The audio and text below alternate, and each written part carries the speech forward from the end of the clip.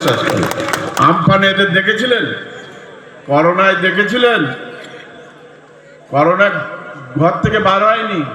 আমাদের ছেলেরা 12 দিনে 14 লক্ষ মানুষের কাছে আমরা খাবার রান্না করে পাঠিয়েছি। আমি 10-12খানা ব্লকে 1 কোটি টাকার উপরে সবার কাছে নিয়ে সহযোগিতা করে জিনিসপত্র, খাবার টাবার সব রকমের দিয়ে বিভিন্ন জায়গায় পৌঁছে দিয়েছি। 1,36,00,000 টাকা চিফ মিনিস্টার ফান্ডে তখন আমরা দিয়েছি। অ্যাসবেস্টার দিয়েছি 1000, স্যানিটাইজার থেকে আরম্ভ করে সবকিছু আমরা করেছি। এদের দেখা যায়নি, এসআইআর দেখা যায়নি। লাইনে নোটবন্দির মধ্যে 150 লোক মারা গেল, আসেনি। এসআইআর মাধ্যমে 220 জন মারা গেল, কোনো এদের আফসোস নেই।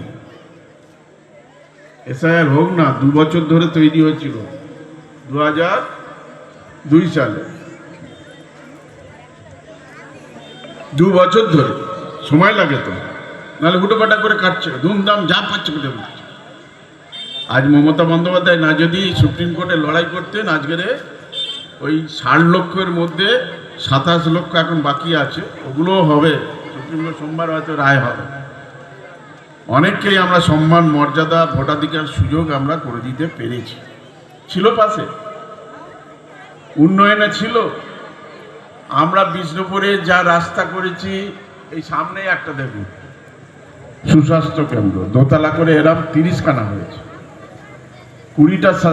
30টা সার্ভে করে 20টা জায়গায় সেন্ট্রাল গভর্নমেন্টে আমাদের পুরস্কার দিয়েছে। ব্লক স্বাস্থ্য কেন্দ্র আমরা রুরাল স্বাস্থ্য কেন্দ্র করেছি, জেলার মধ্যে সেরা। 23খানা আপার প্রাইমারি এনেছিলাম, এখন একটা আপার প্রাইমারি করা আছে। সংখ্যা বাড়লে এটা হাই স্কুল হবে, সংখ্যা দেখাতে হবে। 3খানা করেছিলাম হাই স্কুল, দৌলতপুর, খোলসেমারি, ওদিকে উচ্চকালী। আমরা 24খানা খাল কাটছি, ওদের দেখতে পাই।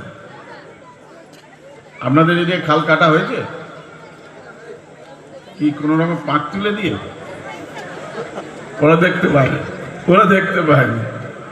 বাড়ি বাড়ি জল, 34টা পয়েন্টে 300 কোটি টাকার জলের প্রকল্প, 18 মাস টাকা দেয়নি। আমরা করছি, বাকি আছে, হবে। সব রাজ্যে বাকি, এবার বলেছে না সব তো দিতে হবে।